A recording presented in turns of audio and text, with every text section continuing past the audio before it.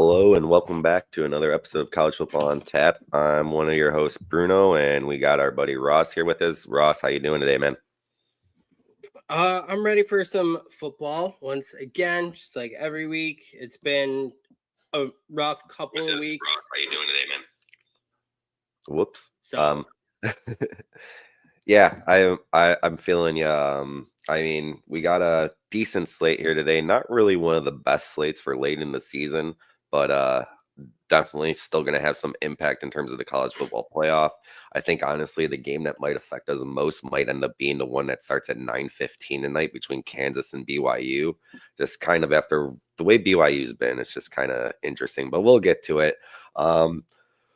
Same thing, like we weren't able to have our college football playoff breakdown show, so we're going to break down the college football playoff and give you a preview of all the games that are going on today that really matter in terms of the college football playoff.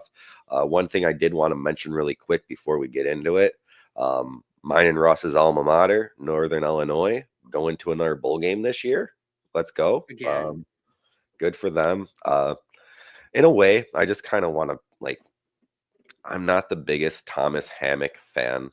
I'm just putting it out there just because over his tenure, NIU's had way too many close games that they ended up losing because we've kept other teams in these games. And it's just kind of irked me because I kind of feel like NIU is the superior brand in the MAC conference.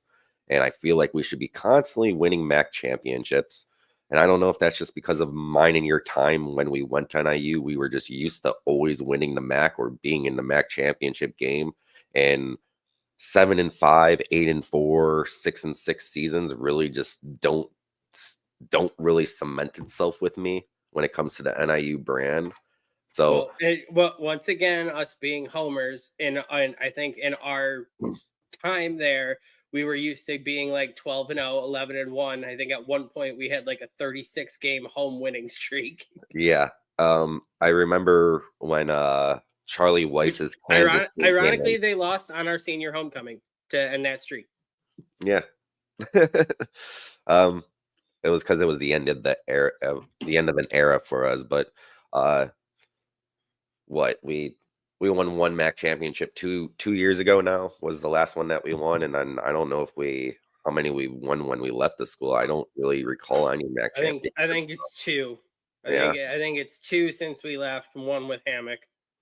Yeah. It's Ross. How you doing today, man? So, yeah, just kind of want to throw my 2 cents out there in terms of that. Like, it's great that they're still going to bowl games, but I just want that brand to be more superior than where it's been in terms of the MAC. And I know it might not even be in the MAC anymore come next season or 2 years down the road, however this Mountain West situation might end up working out. But still proud of the alma mater, and I just wish that if they were going to be 6-4 at this point in the year, they didn't end up beating Notre Dame. But yeah, I mean that we set our sights high again. When we got that Notre Dame, we immediately went to old Homer style of, there's 12-0. Then if they're taking down Notre Dame 12-0, we're the 12th seed. Just chalk it in now.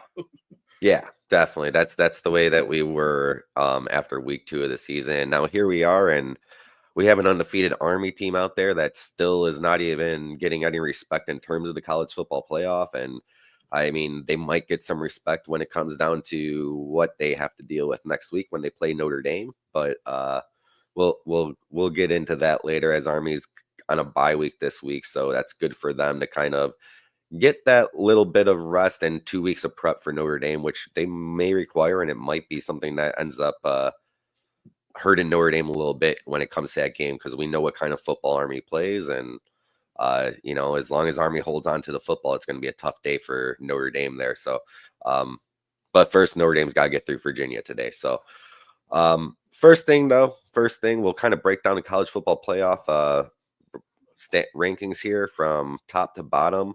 And the first team up that ended up coming in at 25 is Tulane, who has to play Navy today. Navy obviously was undefeated until they had to play Notre Dame a couple of weeks ago, and then Notre Dame destroyed them, and Navy came out the following week and had another dud of a game. So then they ended up coming back next week with a win last week. So now they're back on track to try and win the American Conference. But they are now 7-2. Tulane is 8-1, I believe. Very good game. 8-2. 8-2. Okay. Yeah. Yes. So that Tulane Navy game is going to be one of those games that is going to be probably taking one of my two TVs in this early slate. There's quite a few games I actually want to watch, and I do want to watch Notre Dame basketball today too. But Navy and Tulane really could be one hell of a football game. Yeah, absolutely. I do have this on a card today. Me too. I shout out Tulane for possibly some of the sickest jerseys in college football. Just great to see that program doing big things, because that color scheme almost every single week, whatever they roll out there, is just immaculate to watch on a football field. The way those colors pop. I like Navy at home today, though. I Yeah. really do. Yeah, I saw Tulane is, well, I said I have it on my card as well. Tulane is a 7.5 point favorite in this one, and I was like, okay, I'm going to take Navy on the points here. I kind of threw together an 11 a.m. parlay that's on a $100 free bet, so I got 3 games on an 11 a.m. parlay with Navy in there. But yeah, I mean, Navy, the way that they bounced back after 2 poor weeks, obviously the Notre Dame game was just kind of a revelation for them in terms of where they were. And they ended up having a struggles the following week just because sometimes those games just really drain you. And, when you come out and have a bad week, it's just continues to pour on. But the coaching staff got them back. They are the Navy, and they were able to come out last week and play a really good game, which I had on my card and won some money off that game last week. So thank you, Navy. And I'm kind of feeling the same way about it today. Tulane's 2 losses on the year. The one's to Oklahoma, the other one to Kansas State. So 2 teams that at the time were ranked. I believe Tulane came into the season ranked as well, and they are back in the top 25. But Kansas State, kind of an odd team. I think they're ranked 16th right now. Just going back to that BYU loss earlier in the year where they lost like 38-9 or something. It's just that's all that sticks in my head with Kansas State. And then Oklahoma, not the season that they really wanted to have. We've talked about it before too, with them kind of just not sure if moving to the SEC was really something they should have done, because it's going to be a lot harder to compete in that SEC conference going forward. I know they're Oklahoma, but it's you gotta build up and stay there. And then there's teams like Vanderbilt right now where it's just like, oh wow, like everybody in this conference is this good. So but yeah, they ended up losing Oklahoma as well. So Tulane's kind of a weird team, I think, to even be ranked in the top 25 with 2 losses.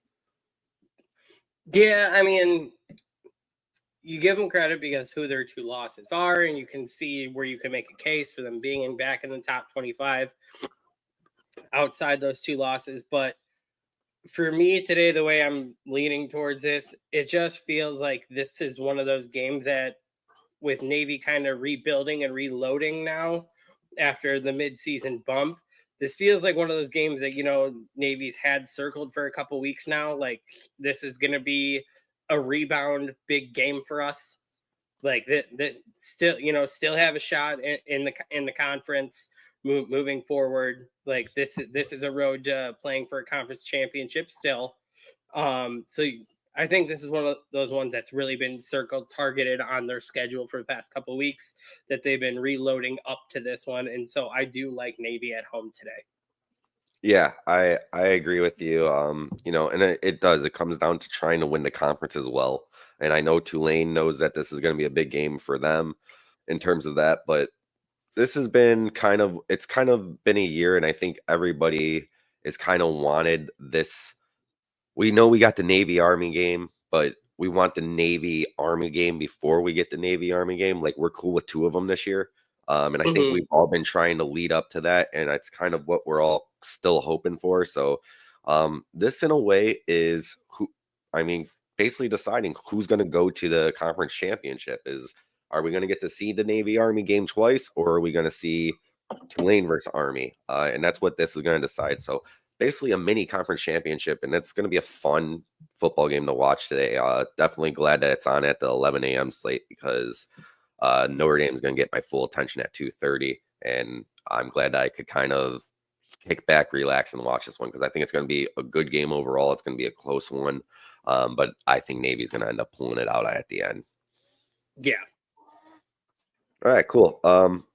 With that, who is next up in the rankings? I kind of lost it here. Army. So Army's on a bye week this week. Obviously, we kind of just mentioned it. Army versus Notre Dame next week. As long as Notre Dame gets through Virginia, which is not an easy task. Virginia is a pretty decent team. They're not the best team, but they're definitely a school that Notre Dame cannot take lightly. Pittsburgh learned from that a couple of weeks ago when we were on the hype of the Pittsburgh train. And we're no longer on that Pittsburgh train hype. Just you mark it as it's a potential trap. Make sure you're watching out for it. And it's also senior day for Notre Dame here today. So those seniors are gonna be pumped up. If you follow me on Twitter right now, my name is Jack Kaiser Mark because I had to get rid of my Brisker Mark thing because I'm mad at the Bears. But now I'm a Jack Kaiser Mark. I don't know if anyone understands the reference of mark, but I'm a huge wrestling fan, and sometimes you mark out. And for Jack Kaiser, I'm marking out right now. Happy senior day to him. But our Army Notre Dame, that's when we'll get more into the Army. Up next was Missouri, who's playing number 21 South Carolina today.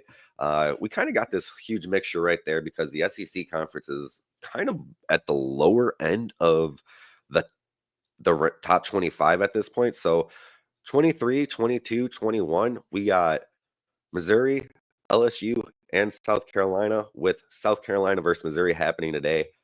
Missouri was able to pull out a win last week in a game that they looked like they were going to lose up until the fourth quarter for the most part with Oklahoma. And they found a way to win it. They went into overtime. It was a really good football game. With old Notre Dame quarterback Drew Pine taking over for Brady Cook. Yeah, he's not very good. No. But able to get the job done. Missouri was able to get the win and continue to keep themselves in the rankings, keep themselves in the conversation. But today they have to go and play South Carolina at South Carolina. South Carolina 6-3, but a very good 6-3. I'm not liking Missouri's chances of coming out and pulling this one out today. Today. I don't know how you're feeling about it, Ross. Honestly, this is one of those games that you just kind of circle and say that the teams are pretty much even. Who is playing where? In this case, we are playing at South Carolina. That's why it's probably going to be South Carolina. If it's South Carolina at Mizzou, I'm taking Mizzou. That's just the way their seasons line up, the way that they play. They play good. There's weeks that they play phenomenal. There's weeks that you're just like, what football team is this? What happened? I think that this is just that dead on even matchup between these two teams with their talent levels. And I think it just literally comes down to that point. We're at that point in the season is who is the home team? Whose stadium are we playing at? That is the advantage that pushes the other team to take the win. Yeah, I'm right there with you. So I just over the last couple of weeks just watching Mizzou as much as I have, they have a good defense. The offense is very stagnant, and it's just that's what it's sticking with. And I mean, even with Cook out there, they haven't been the same team that you kind of thought they were going to be at the beginning of the season. Stud White out and Luther Burden, and it's not really all coming together for them. But they've shocked us. They shocked me last week with the win, so I wouldn't be surprised if they find a way to do it again today. But I'm gonna kind of ride with South Carolina on this one, and think that they continue to push up the rankings. I'm not sure if it really matters for them at this point. Being a 3-loss team and 4-3 in conference, but nonetheless, they'll push up the rankings with the win here today. Yeah, definitely. I'm just feeling. I think the fact that they're South Carolina at home, I think, is the difference maker here. Um, Personally, I'm not going to be surprised if it's kind of a boring game. Yeah. I just think it's going to be South Carolina at home is going to be that little edge that we probably get like a 27-21, maybe something like that. Get 3-4 scores per team, but nothing too exciting happening there. Yeah, I feel I'm right there with you. And LSU today, LSU is going to end up playing Florida. LSU coming in at 22. Florida, they backed Napier last week. Just sitting there saying he's going to come back and be the head coach, and we're backing him. He's going to be the head coach next season, and Florida ends up having one of their worst games of the season after they say they're going to back their head coach. And I don't see things getting better for Florida today, despite LSU coming off of a draining loss last week. It's just, I feel like LSU is going to come out there still raring, ready to go, fighting for something at any cost, continuing to try and like I don't think Brian Kelly is going to let them kind of lay another egg here, coming off of that loss last week, and Florida is just not in good shape right now. Yeah, no. But I mean, I was talking with friend of the program, Tweeth Mitchell, who's a diehard Gators fan, and he kind of broke down the whole Billy Napier thing and was Mhm. just going to it's the recruits and who he has there that a lot of the kids, a lot of the talent that team has is young freshmen, sophomores that are out there starting, need to develop, become true players. And the biggest concern is if you part ways with Napier, those kids are going wherever he goes. Yeah, that makes sense. I mean, especially, I mean, he could go to a lower conference school and end up just kind of steamrolling a bunch of teams then with the top tier talent that And Florida does bring in. and then your other worst case scenario is he ends up being an OC at another program, potentially even in the conference where those kids flip ship over to that school, and now your kids that should be your starters as sophomore and juniors are over starting for a program you're going to play potentially twice a year now. And you're starting from the Scratch all over again. yeah, and yeah, so I understand that, and that's awesome. I'm glad that you kind of got that intel from a true fan of the team, because not something I would have even kind of thought to even put into my thought process at all. So that's very cool. Yeah, it's just more the timeline of how long he's been at Florida that his first couple recruiting classes are actually getting into the games now. They're mainly freshmen and sophomores at this point, and the biggest concern is if you part ways with him right now, regardless that he hasn't brought the success you would hope, that those kids are moving on with their coach and you are starting from square one. You're not keeping them. Yeah, and I've always been in terms of college football. It's you got to give a head coach 3 years to start to establish his ground there, because first year he's not many of the kids that are going to be there his first year are his recruits.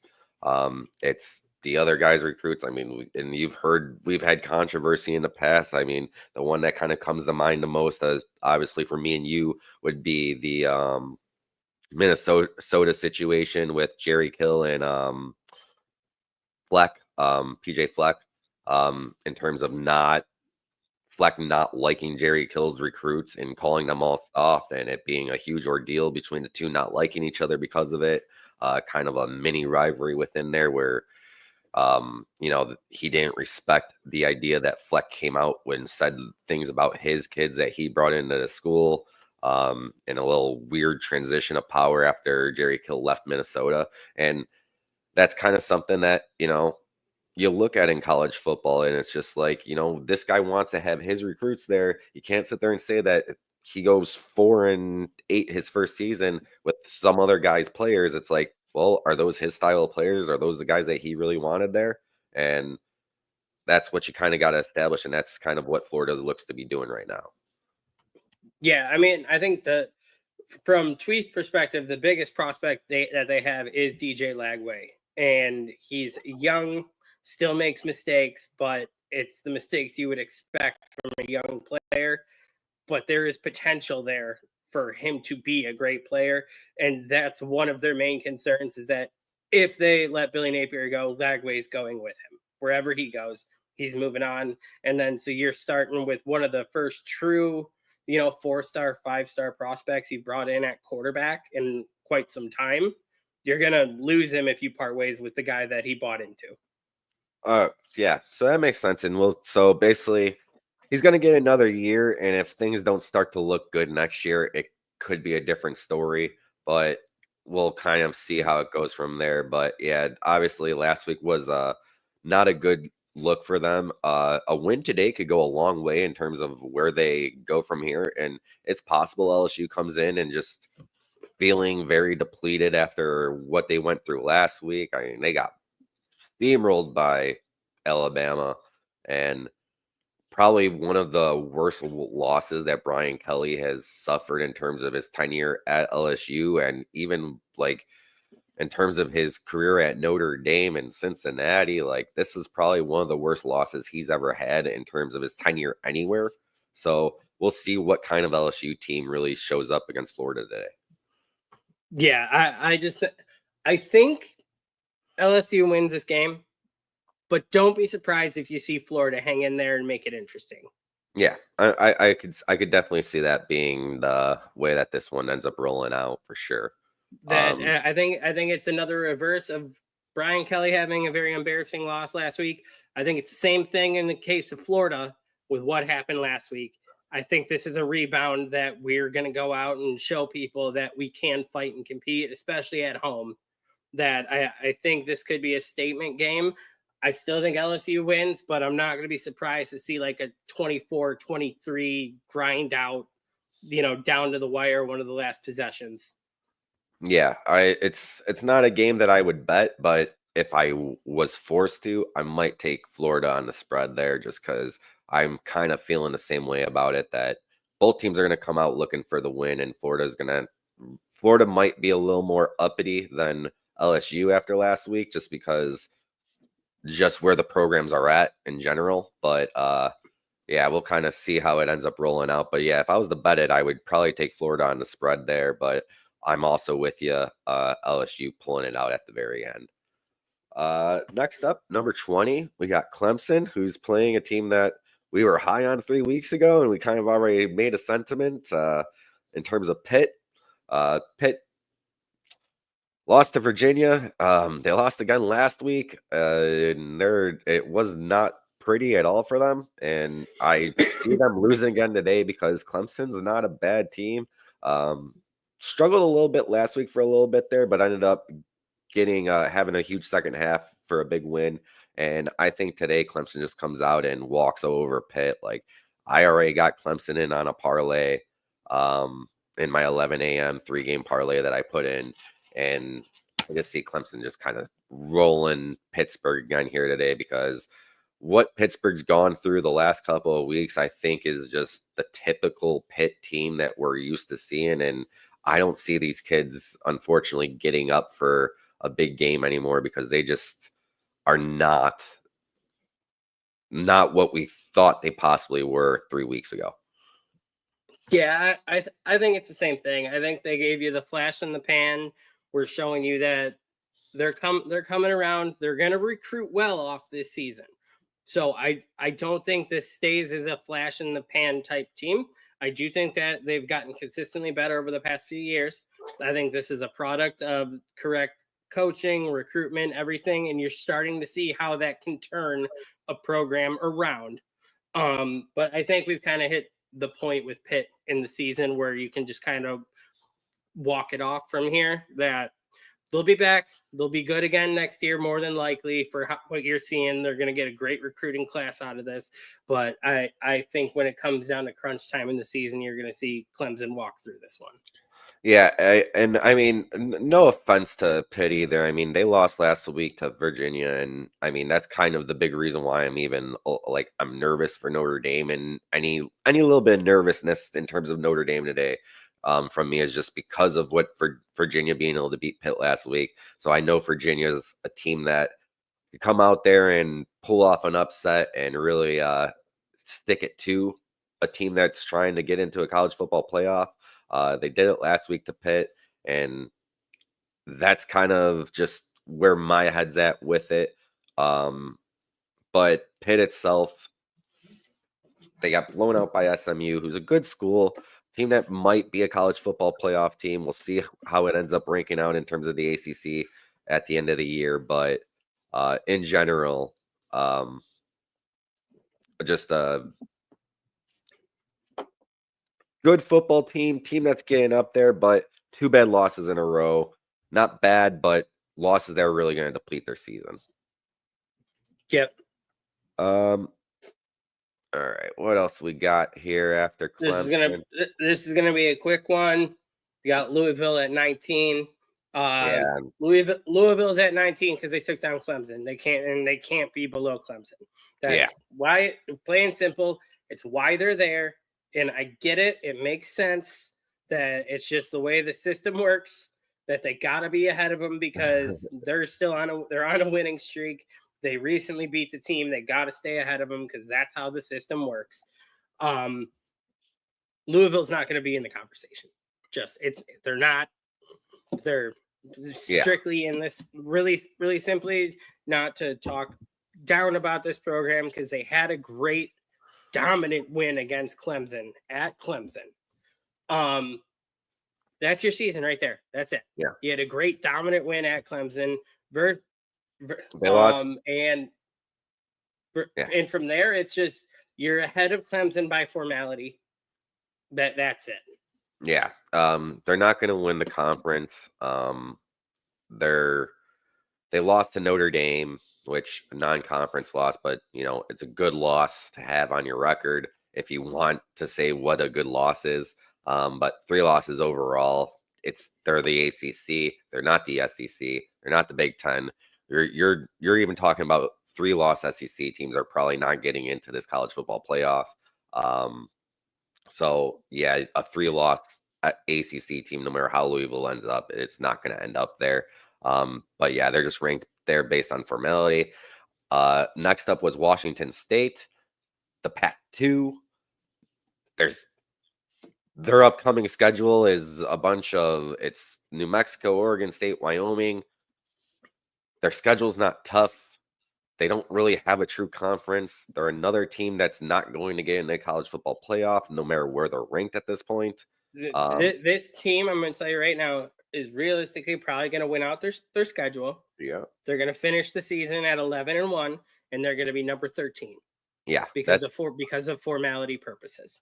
Yeah, that's pretty much how it's going to end up ranking out for them. And, that sucks. If they were undefeated, they would probably get in. But that's just not where they're at. If they got in, they would be as probably the 12. Yeah. Just dead on as a 12. This team, good for you. 11-1, great season, something to be proud of. But you're going to end up, in 4 weeks' time, you are going to be number 13, the first team on the outside looking in because of being in the Pac-2. Yep. That's just plain and simple how it is. Now we could kind of start getting into the itty-gritty here. This is where we get interesting. From here on out, these teams all do have a shot at grabbing that final spot.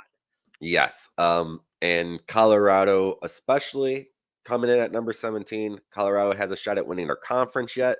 It's between them and BYU pretty much of who's going to pull out the Big 12. And Colorado has to play a very interesting Utah team today. Utah, they had BYU last week. They had them. And they let them off the hook. And here we are again. They got to play Colorado the following week. Utah was kind of the favorite coming into this season of winning the conference. They had Cam Rising, who's been there for 87 years now, and has had 1,700 different injuries, and probably will be back somehow next year on this team. I don't understand it anymore. But Cam Rising went down yet again, and Utah's struggles came from their very good defensive Utah team. The offense is struggling without Cam Rising, but they're a good football team and they could keep this game really close. And Colorado needs to come ready today. I saw the spread on this and I was just like, 13 points? You're going to give Utah 13 points? So I And hooked that instantly. I put those 13. and I'm taking those 13 points. I'm gonna tell you right now, there's probably only one coach in the country that specifically hypes up his team, shit talks his team constantly to other opponents, but on the backside is in that locker room telling them, "Did you see what these boys almost did last week?" And has them circled and dialed in to let his team know, "Don't think they won't do that to you." Yeah. Yeah. I think Colorado's going to win this game. I think it's going to be a close game, but I think Prime has them circled and has them locked and loaded. Be aware what this team can do. Yeah, and I hope that's the case. I mean, because I really I think it's great for college football. No matter what you might think about how Dion has gone about his time so far at Colorado and the way that he is about his players, and it's a different type of animal out there. But I think it's great for college football if Colorado gets into the college football playoff.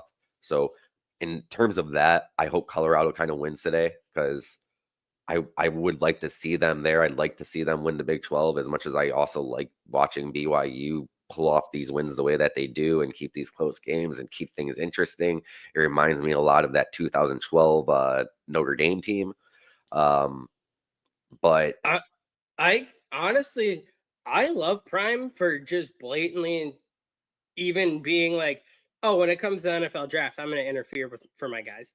yeah, it's just Like that's taking recruitment and taking care of your players to a whole nother level. That not only am I going to take care of you when you're in school, but when you go pro, I'm gonna make sure you don't get put in a shit situation either. Like, and I know it's controversial for a lot of people. I love it when a coach, if it's my coach, is going like the full process of recruiting me to coaching me through college to me graduating and getting drafted and him still not taking his foot off the gas. Like, no, I'm going to set you up with the best opportunities I can all the way through. Like, no, you are not going to go to a bottom feeder team and play the first 6 years of your career for a bottom feeder. I'm going to get you somewhere that develops you correctly.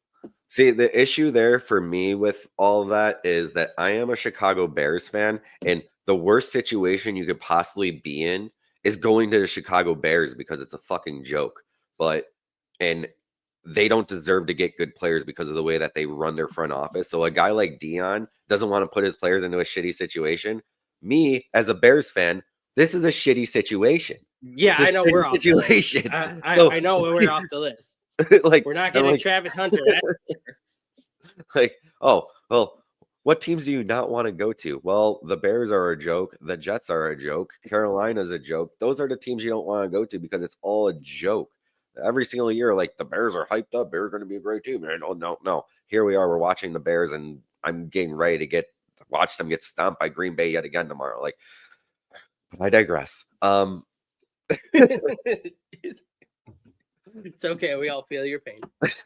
But yeah, I do feel that, and I understand your sentiments, but at the same point, I just kind of like where a player goes, where they get drafted. That's just they should get picked where they're supposed to get picked, and they should go where the team is that falls in line to be able to pick them. And I think if you're a coach, you want your guys going 1 and 2, no matter how that is.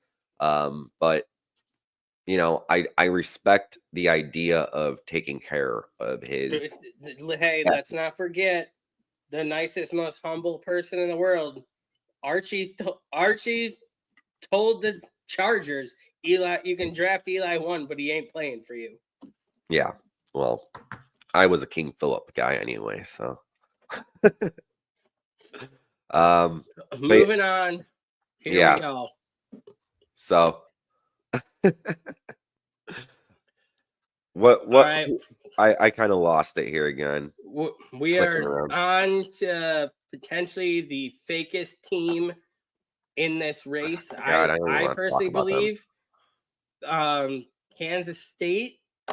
Um, I think they're honestly right where they probably deserve to be on the season, and I wouldn't move them any higher no matter how it goes.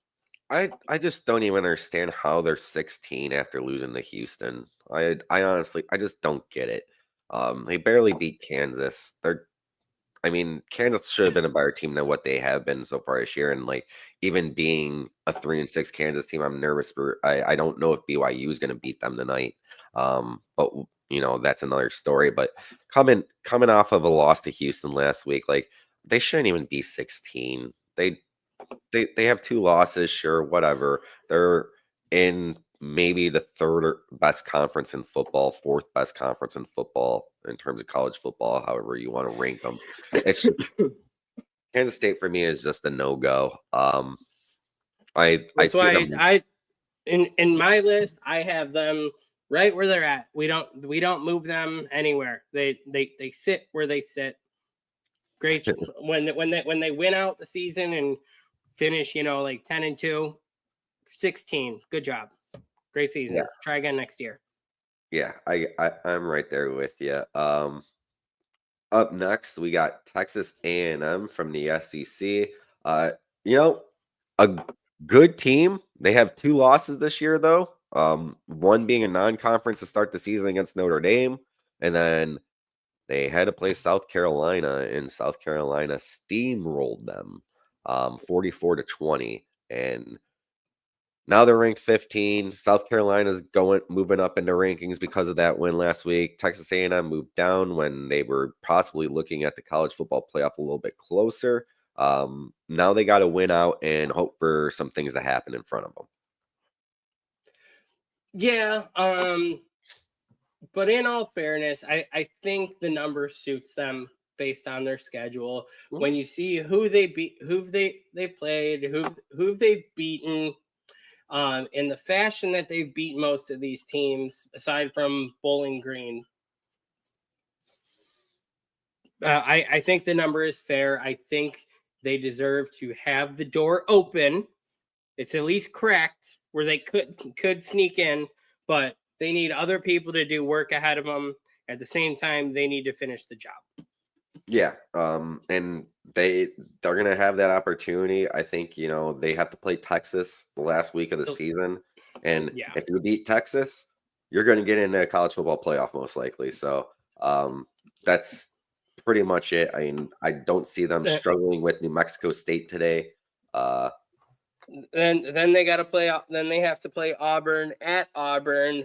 Um, the easiest way to define this team is you hold the keys to the playoff in your hands. yeah, definitely, definitely. That if you win out and finish this season 10-2, you're in. Yeah, If you come up short, that if you come up short, you are going to sit exactly where you are right now. I think if they win out, they're in. If they win the next 2 weeks, lose to Texas, they're going to end the season at like the 15 seed. yeah. I definitely it's clear as day. That's just literally where we're at with it. And it's going to be interesting to see that Texas versus Texas A&M game right after Thanksgiving is going to be one hell of a football game to watch. It's going to be one that right now we could circle 3 weeks ahead because I don't think they're going to lose to Auburn either. So I think that's going to be basically a college football playoff game within the outside of the college football playoffs. So Texas A&M, like Ross just said, it's in your hands from there. And another team that also has it all up to them in terms of if they want to get in, that's up next is SMU. Um, SMU undefeated in conference this year in the ACC, still getting a little bit of disrespect, I feel like, because after watching Miami last week lose, I kind of feel SMU's the better team at this point and should be ranked ahead of them. But Miami's still being ranked ahead of them at this point, but it doesn't matter because the conference championship will decide that.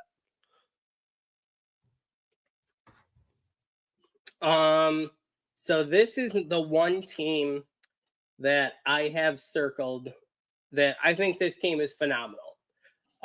This offense, Rhett Lashley, unbelievable. I have them circled. I think they're going to fall one of these last 3 games. You think they're going to lose one of these last 3 games? So Boston College, again, Virginia, and Cal. So here's one kicker to take into account. They are playing Boston College today at home. They played Boston College in the bowl game last year and lost. Okay. Most of that Boston College team did come back. Okay. And now has Bill O'Brien as a squad and already beat them last year. Yes, that SMU has advanced and gotten better, but it is on the record that the last time you played them now 11 months ago, they did get you. So potential trap today. Then next week or 2 weeks out, they have to go into Virginia, which again is another team that is not, their record does not justify how good that team actually is. That team we've been talking about all day with Notre Dame. That team has had a very loaded schedule, has had some big wins, some close losses, some not so great losses. The way that they fought back on some of these games, they have to play at Virginia, and then to end the year, SMU has to play again another very feisty team in Cal. Yeah. I understand. I feel that. And I obviously you kind of circled this a little bit more in your head with Boston College, and you bring up good points. And I mean, we've talked about Virginia and how scary they are. So yeah, I could definitely see it. But this SMU team so far, they had that Pitt win a couple weeks ago. They struggled with Duke, and they were able to pull it out. They came out and they beat Louisville at Louisville, which is another good football team. I think that they're battle tested. They had 3 straight weeks of playing on the road and getting big wins. They know how to win close games. The only loss on their record is an undefeated BYU team right now. So it's just at this point, I still feel like they're going to have a very good shot winning out, and I hope they do because I just don't like Miami. And also, SMU just has classic sweet jerseys.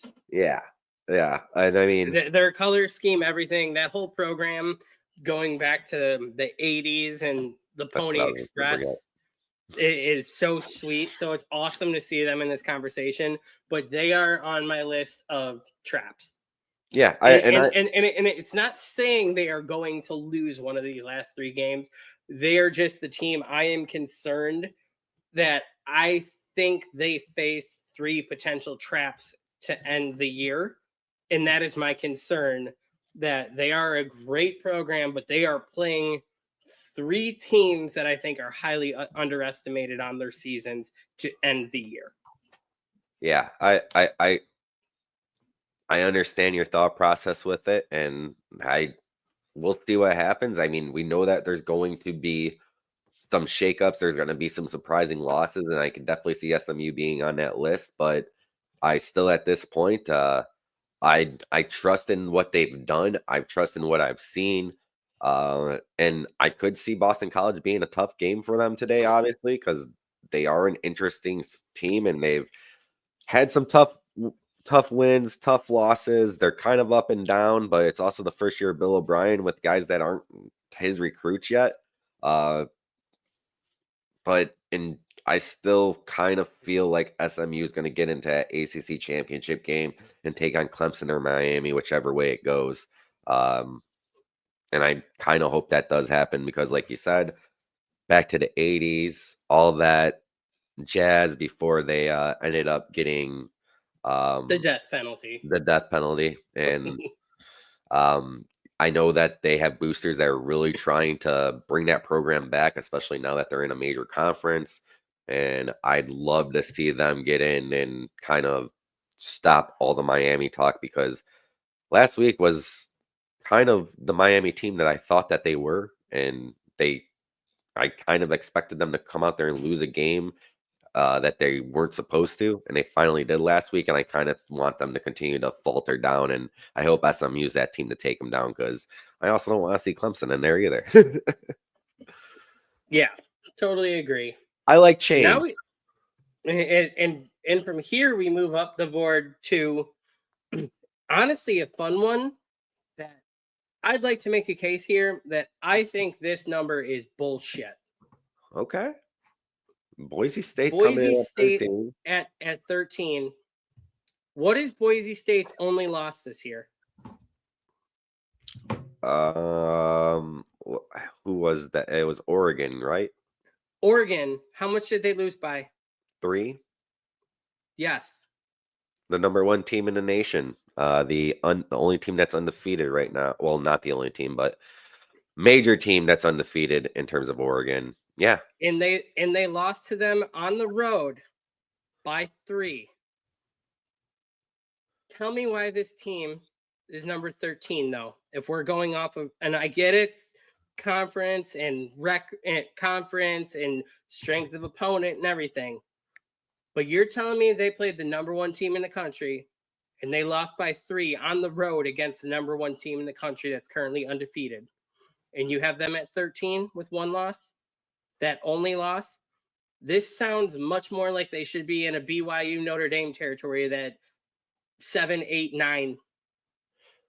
So the one thing that I'm gonna just kind of look at it, and I know, like, it's their schedule. It's the schedule, and that's the reason why. Because even last week, they struggled with Nevada. Nevada almost had them. They won 28-21. It was a close game. Nevada hasn't won a conference game yet this year. They're a 3-8 football team or something like that. Like, they're not very good. Their whole conference isn't very good. Boise State just isn't battle tested outside of that Oregon game. And you know how they number 18 Washington State by 21. Who also doesn't play anyone. I mean, it's kind of just the same idea. Like, I know, like, you go into it with Notre Dame and whatnot in terms of their schedule, but this is the worst Notre Dame schedule that I have seen probably in my lifetime. And they still are more battle tested than those 2 teams, which is why Notre Dame gets ranked where they are. But these teams, like, besides having to play each other,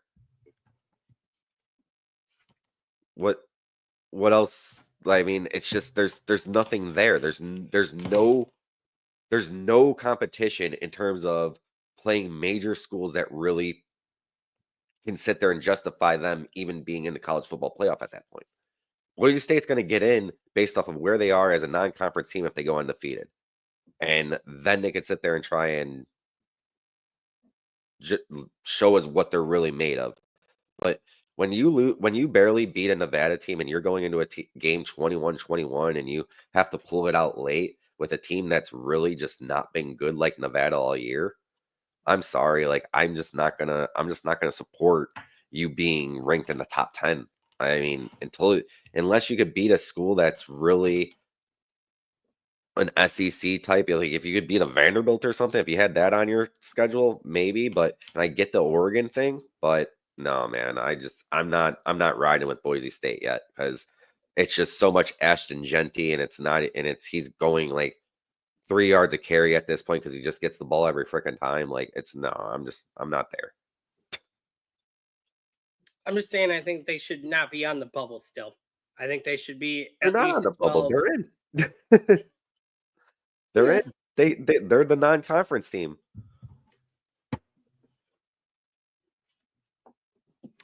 All right, I guess on the one that's going to knock out 2 today, number 12 Georgia hosting number 7 Tennessee. So Georgia is the team on the outside looking in right now, which when that came out in terms of the college football playoff rankings, when they dropped on Tuesday, I was walking through at work and listening to the show. And when Georgia came out as the team on the bubble, my jaw just dropped. Like, I was like, "Oh my god." They literally took that loss last week and said, "Nah, you guys are out right now." And, like, that's the least, and I know there's plenty of time for the SEC bias and all that to take place with how the rankings shape up, but that shocked me. I legit was shocked. I understand what happened last week, but I was shocked. You know what they finally did? They took the SEC bias and said, "Here's the deal. We're at this point in the season where you can lose games early and make up your resume late and get in here. Yeah. You've taken two late now. You've taken two L's late in the season, and that is not going to fly when it comes to what we're building for a playoff resume." Yeah. And And I'm just going to go on record. I'm sure this is going to come back to bite me in the future. After today, I don't think there's a discussion about Georgia bubble. Are we getting in?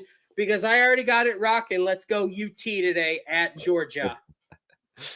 so, yeah, Just man. you can write I them off after today. Yeah, we'll see. We'll see. I honestly, it's very interesting game. I would been looking at the spread for that because Georgia's like a 9-point favorite right now, and I'm kind of just like Georgia hasn't shown anything in terms of offense, like at least consistently good offense.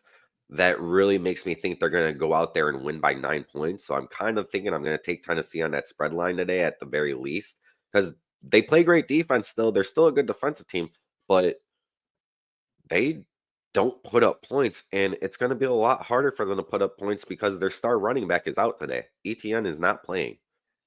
So the way went with you, and I took Tennessee on the points, but then I decided, you know what? I think Carson Beck stinks. I think once he But started dating that Cavendish twin, it like his career just started to go yeah, down. Like he's I think he stinks. And the more I think about it, I think no matter how good that Georgia defense is, Tennessee is going to get creative. Tennessee is going to put up points. And I don't think Carson Beck is good enough to match what Nico does today. I think it's going to come down to a last possession, something like a 1 point game. Carson's going to have the ball in his hands, and you're going to see why they are on the outside looking in. That's quite a prediction, and I mean I feel you because I haven't seen Carson like Carson Beck came into this year. He was probably the number one in terms of the NFL draft. Like that's what they kind of thought in coming in, and now it's clear as day that Shadir Sanders is now the number one in terms of quarterbacks coming out of this year's draft because Carson Beck's at Georgia and he's not putting together a great resume for being the star quarterback at Georgia anymore. He's not doing what he was able to do last year. He's not proving himself anymore in terms of just the level of play that is in the SEC right now. Granted, they have two losses, and those losses are to two good teams in Alabama and Ole Miss. Their schedule is probably the toughest schedule out of any team in the whole entire country. I don't think that anybody else has to be more battle tested than Georgia has to be. So that does put quite a bit on your shoulders. But in general, like you said, Carson Beck is just looked bad. He does not look like the quarterback that everyone thought he was going to be. And it's going to be tough for him to come out there and beat Tennessee today, too, because he doesn't I have a star just running back. it Like, granted, they got running backs that are still good, but losing ETN is going to put a dagger in that. the way I'm looking at this is Georgia struggled with Jackson Dart last week, right? Jackson Dart played a great game, got I Ole like Miss through. Jackson Dart a lot, though. Yes, but he played a great game and he was a difference maker in getting them over the hump against Georgia. I think Nico, even as a freshman, is in the upper echelon of quarterbacks in the SEC. I think they're getting another one of those today.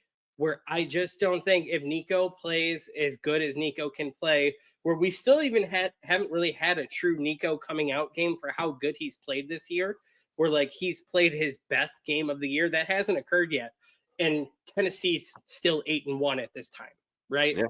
I think this is one of those moments where you can see Nico have that unbelievable coming out party game. And if that happens, which I think could happen today for how big this game is, I just don't think Carson Beck's good enough to match.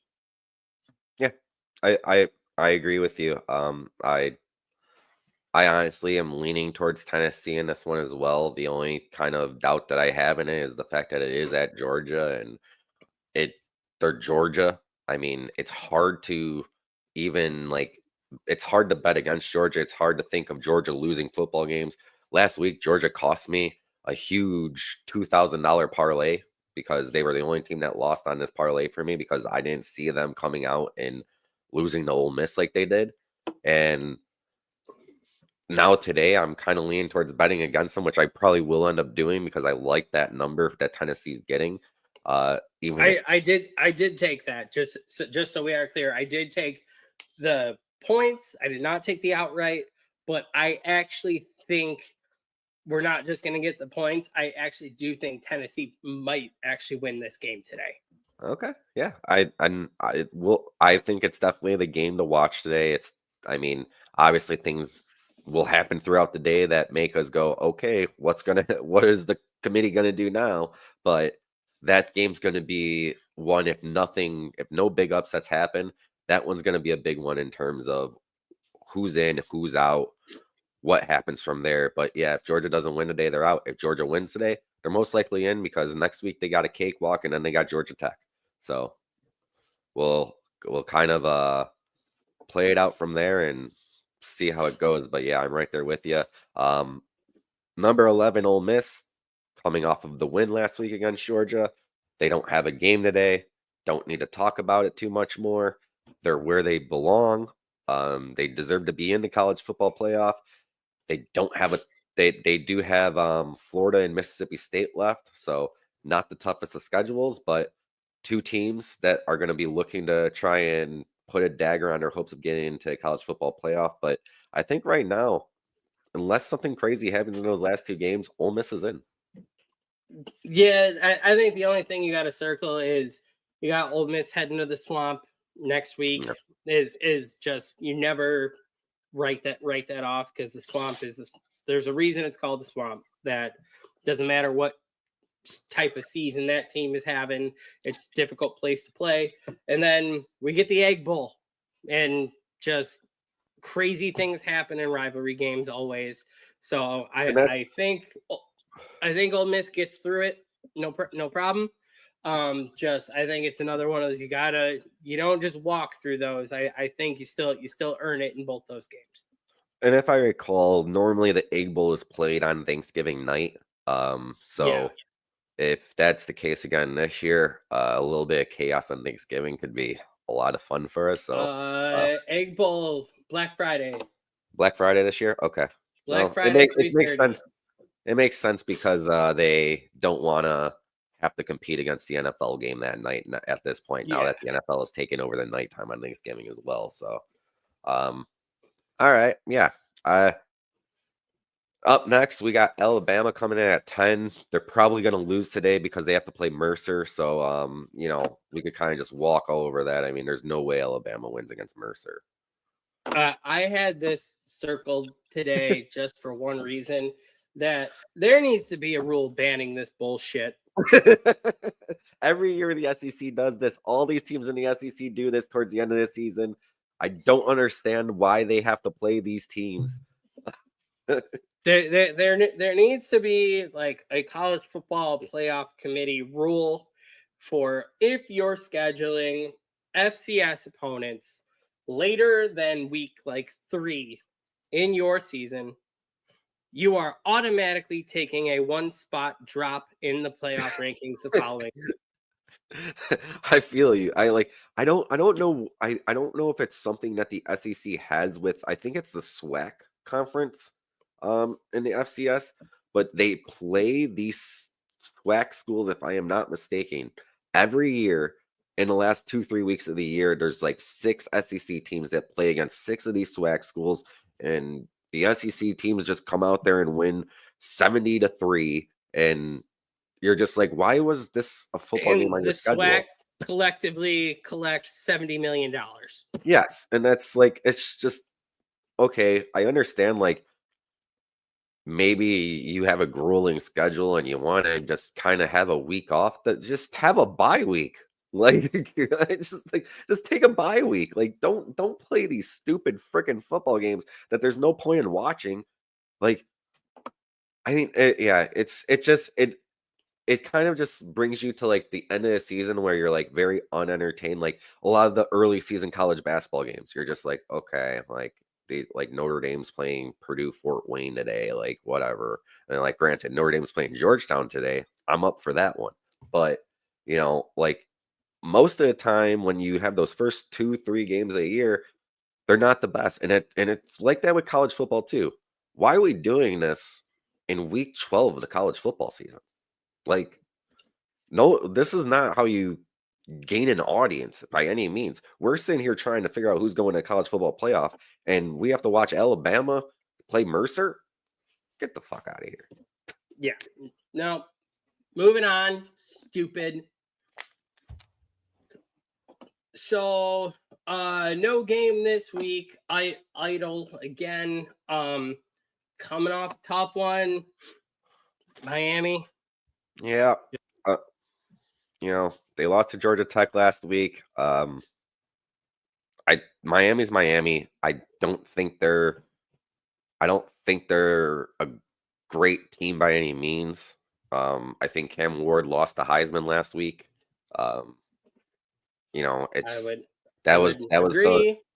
that was the main thing that I thought was coming. Like I in our little group chat, I texted you guys. I'm coming into that last drive. I was like, right now, Miami either loses this game and probably has a good shot at losing their college football playoff hopes, which they didn't drop as far as I thought they would. But I thought they would be the second team in the ACC. I thought SMU would jump them, but here we are anyway. But I texted you guys and said, if Cam Ward drives Miami downfield, he's going to win the Heisman. If he doesn't drive the team downfield, he's going to lose the Heisman and possibly the season. And Georgia Tech shut him down right away. Yeah. I'm gonna do a future trap on them. Actually, they end the season up here at Syracuse. I do have that one circled already. Unfortunately, I cannot bet it because I'm in New York State, an hour away from Syracuse. Syracuse is actually another one of those real feisty programs. Yeah, that definitely. They're a week to week team, just like we were talking about for As a long lot as of other Cal teams. McCord doesn't throw 4 interceptions in the first quarter and 3 of them for pick sixes, they're okay. Yeah. I do have that one circled 2 weeks ahead already. That I actually think Miami's going to come in here and Syracuse is going to have that one circled and give them some business 2 days after Thanksgiving. I think it'll be a fun watch for when everyone's fat and happy on the couch digesting Thanksgiving dinner and leftovers. But that I do have that marked as a potential late season test for Miami to possibly screw everything up. Yeah, and I mean, and then they could also, the ACC championship game might decide if they're in or out. I mean, I don't see the ACC carrying 2 teams into the college football playoff just because, like we're about to discuss, they love the Big Ten. And I mean, I understand it to a point, but I also don't because, well, Penn State. But anyway, Moving on. Notre Dame coming in at number 8. Notre Dame, Virginia today. Army next week. USC the end of the season.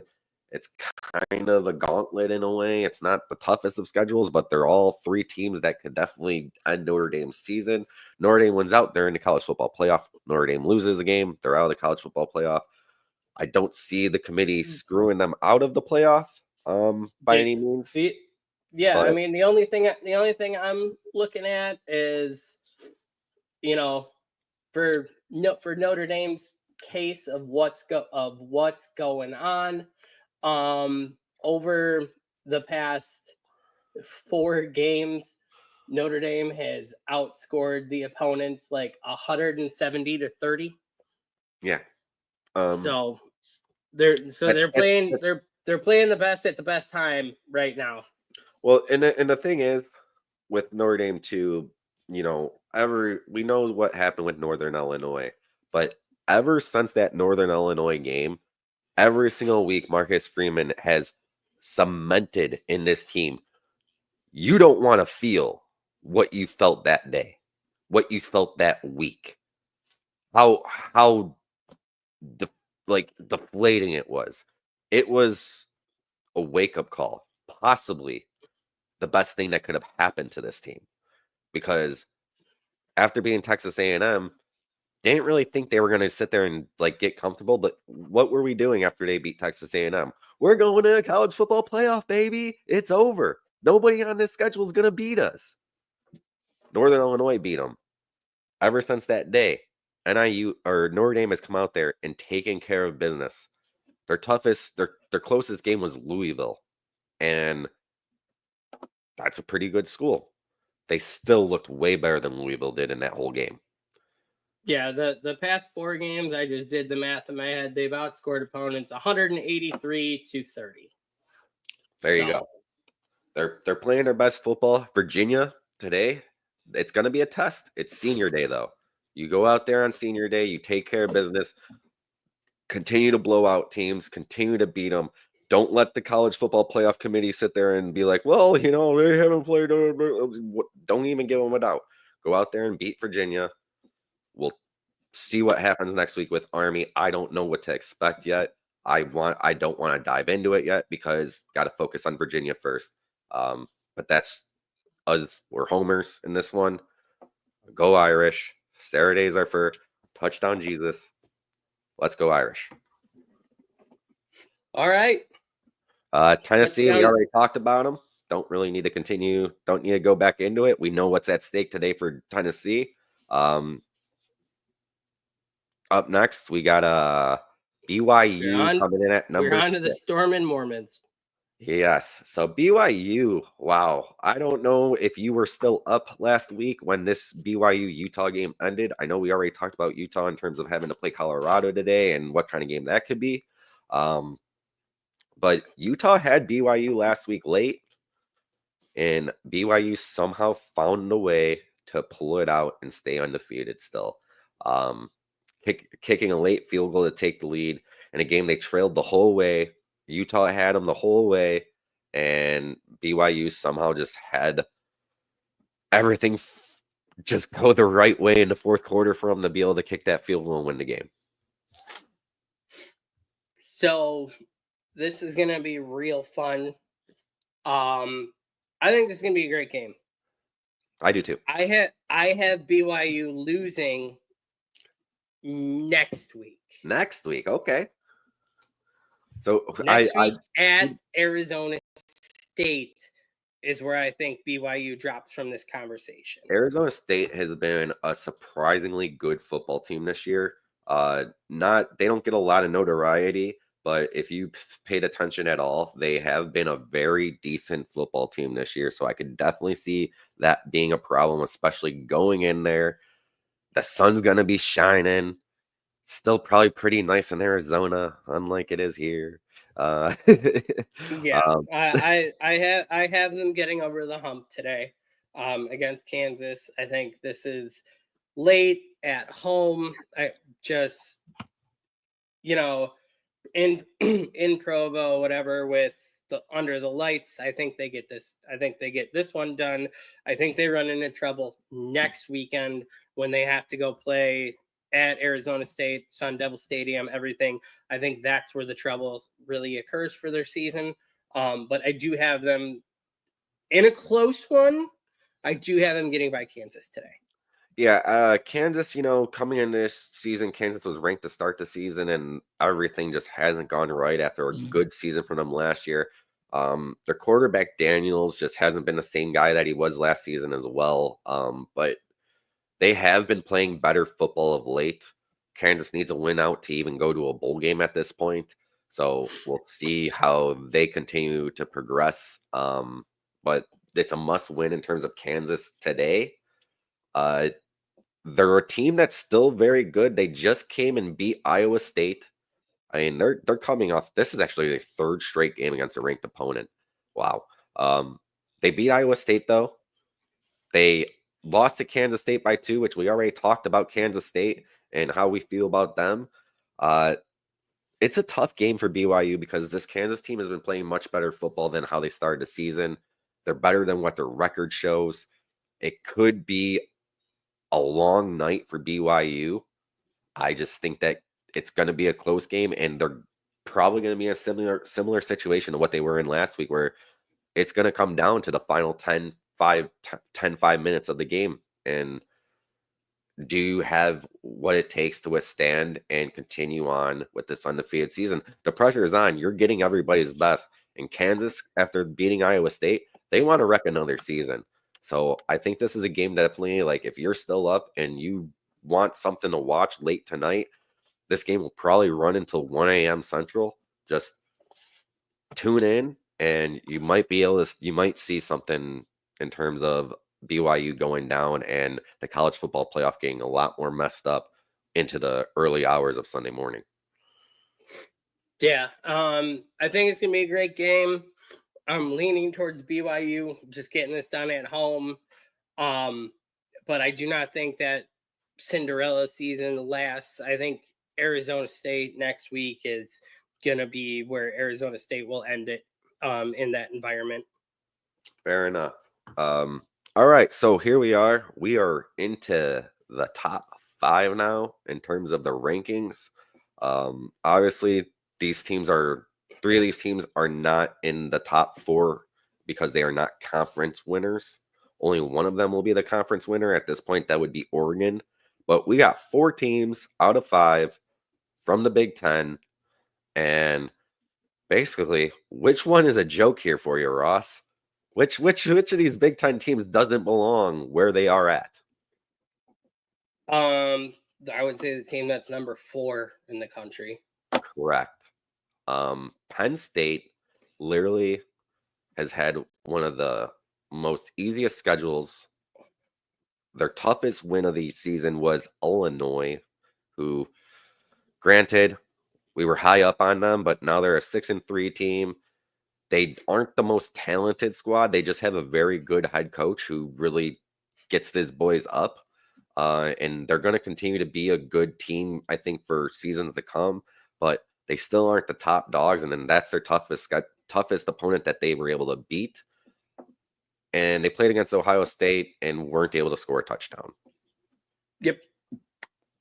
It's when it mattered, they couldn't score a touchdown 2 times within 5 yards of the fucking end zone. And that's pretty much cemented what I think of Penn State and their season. Ross, you said it about a month ago. Which undefeated team, because they were undefeated at the point, is the worst, and why is it Penn State? And it still holds true. Why is this team ranked number 4 right now? Even, I get it, they have 1 loss. They're in the Big Ten, whatever. They're not good. When the first college football playoff ranking came out last week, and me and Chris did the show, and it was saying Penn State versus Notre Dame, I was like, give me that, please. I would love for Notre Dame to play Penn State. Because if there's any team that I think that's going to be in the college football playoff that Notre Dame's going to beat in round 1, it's Penn State. I don't understand why they're ranked number 4. I really honestly can't even tell you how how it's going to break down in terms of the conference championship. Is, I guess right now it's Oregon versus Indiana, and there's a good chance that's what it's going to be. Penn State has played Purdue, Minnesota, and Maryland. I could see them losing to Minnesota at Minnesota. They're not going to lose. They did last time. Yeah. The last time they went into Minnesota against PJ Fleck, they got their ass kicked. And I could see that happening. I could see them making that a night game, because that's still to be determined. And playing Minnesota at night, especially, we don't know. We might get some snow. Like, I mean, anything can happen in terms of the weather in Minnesota. It's worse than it is in Chicago. So, we'll see what ends up happening with Penn State, but I could see that being the game, and I hope it is. that Penn State loses because one, they shouldn't be ranked this high. Two, I don't really think they belong in the college football playoff because they just haven't played anyone. And if you haven't played anyone, beat them handily. Beat them like Notre Dame's beating teams. Don't beat them by the skin of your teeth. Don't have unbalanced offense consistently. No one understands why Drew Aller gets all this love because he can't score. Like this Penn State team is trash to me, and I want it to end. I just want it to end. Yeah. Honestly, my favorite team in the Big Ten is below them on their bye week, Indiana. Mm-hmm. I can see Indiana losing twice and still getting in. Yeah. I can see Indiana taking a loss next week at Ohio State, somehow still getting into the Big Ten championship, losing the Big Ten championship. And then their two losses would be essentially to number 2 Ohio State, number 1 Oregon. You're telling me that when they were number 5, whatever, you're telling me that team isn't a 12? See, the tough thing for me too is Indiana once again is another team. Ohio State's going to be the toughest opponent on their schedule, just like Penn State. The difference between Indiana and Penn State, though, is Indiana's gone out there and they've handled everybody. Like, they haven't just beaten them. They beat the brakes off of them. They don't have a problem scoring. They're going to be a problem for any team because they have an offense that is scary. Their defense maybe probably not as good as Penn State's. Penn State's probably a better defense, but you need to be able to score with a good defense. Look at the Chicago Bears. Just very, very simple. Indiana going over the past 6 or 7 games, 42-13 over UCLA, 52-14 Charlotte, 42-28 Maryland, 41-24 Northwestern, 40s, 56-7 Nebraska, 47-10 against Michigan State. They beat teams. They don't just win the game. They beat them. They pummel them. So I'm right there with you. If they lose 2 games and one of them is the Big Ten championship, I could see them getting in. I don't think they will because I don't think that they're going to get that kind of love from the College Football Playoff Committee just because they're Indiana and this is unprecedented for them. This is not the type of Indiana team that you expect to see. This is the first time ever they've had a record like this. They've never been 10-0 before. So it's that I think that could be held against them. But if they lose those 2 games, I think you have to go into your first loss is number 2 Ohio State. Your second loss is number 1 Oregon. Yeah, I think you make a great point there. I just don't know if the College Football Playoff Committee would feel the same way, but it also depends on how those games are. Do they go out there against Ohio State and they lose 45-24? Do they play Oregon in the Big Ten championship? Or do you go to the Horseshoe next week and lose a game 43-40? Yeah, that's things that they'll look at. If they come out there and they have 2 duds, they won't get in. No. But I think if you get 2 losses and you lose by like a touchdown or less on both, I think that makes your case that you possibly sneak in at the end as an at-large. Yeah, depending on how everybody else shapes up and what they want to do with the SEC, and then what let PJ Fleck handle business against Penn State in 2 weeks, and that's where I was going. Yeah, so we're gonna see some stuff break down in terms of these Big Ten teams. But yeah, I could definitely see Indiana getting in with 2 losses in terms of the way that we just put it. It's going to be fun to watch. I am kind of upset that we don't get the Indiana Ohio State today, but Ohio State versus Northwestern at Wrigley Field would be kind of cool to see. And with that, we only got 2 left. Yeah, we got Texas coming in at number 3. The SEC team, right now they would hold the 2 spot in terms of the College Football Playoff, so they would get a first round bye. they got Arkansas and then a Kentucky team that, normally sticks in there with teams, but they're having a tough year, 1-6. Still a tough Kentucky team. They battle. They'll try and do everything they can, but the tough one for Texas is going to be Texas A&M at the end of the season. And I mean, I don't know if Texas loses to Texas A&M and if they lose in an SEC title game, if that would be enough to knock them out of the college football playoff picture. I see it being very tough to knock Texas out at this point. I think that they win the conference. I think they beat Texas A&M in a couple of weeks. But it's going to be interesting to see. Last week was kind of a big revelation in terms of Quinn Ewers. There's no more talk of Arch Manning taking the spot from him. It's Ewers' team for the rest of the season. He's a good quarterback. This team is good. They're probably going to win the SEC. The SEC championship's going to be another story. Whoever they have to play, whatever. I mean, it'll be a great football game to watch.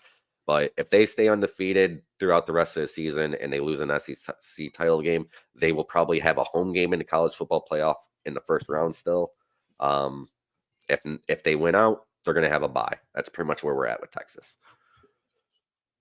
Yeah, I mean, agreed. I think they hold the keys in the driver's seat, and I think they get through it fine. Yeah. And then the last two, we got Ohio State coming in at number 2. Obviously, Northwestern today. They should beat Northwestern. We'll see if the Gothics make a difference for Northwestern today, but it'd be cool to see Northwestern hang in there and compete. I would love to see them pull it out, but I don't see it happening. And then next week they play Indiana, and that's when things get really interesting.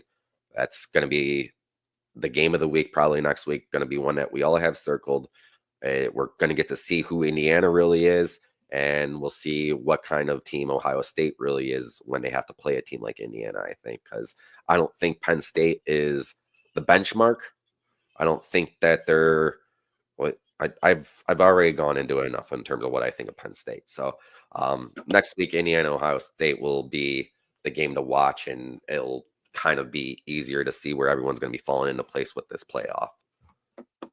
Yeah, and then we move on to the last one. Best team in the country. I don't have any concerns today at Wisconsin. I think they're going to handle business. They're off next week, and when they end the season at home against Washington, I think they're set in stone. Yeah. Basically, at this point, it's just, are they going to get Indiana? Are they going to get Ohio State? Are they going to get Penn State? Who are they getting in the Big Ten championship game? That's pretty much where we're at with Which it. I think they're also going to handle them. Yeah. If it's Ohio State again, we already saw one good game between those two teams. We'll see if we get another one. I wouldn't mind seeing it. Obviously, I would like to see Ohio State go down to Indiana because it'd just be fun. It'd be great for college football. I think it'd be great for that school. I don't think there's anyone who's not a fan of Signetti at this point. If you're not a fan, like, you're a loser. So whatever. Yeah. And yeah, I mean, that's kind of where we're at. I mean, we'll see what happens today. Not the craziest slate of games, but there will definitely be some movement in terms of the college football playoff. We'll kind of follow along with you as much as we can on Twitter throughout the day. Follow our accounts, obviously, and we'll hope for another good day with a Notre Dame victory. Happy bets for everybody. Yeah. All right. Well, that'll be it from us here. Thanks for watching. Thanks for tuning in. We'll be back again once we figure out where we're at after this week's college football playoff, and we'll break down their rankings again for you next week. But that's all from us. This is College Football on Tap, brought to you by On Tap Sports Network. Have a good day, everyone.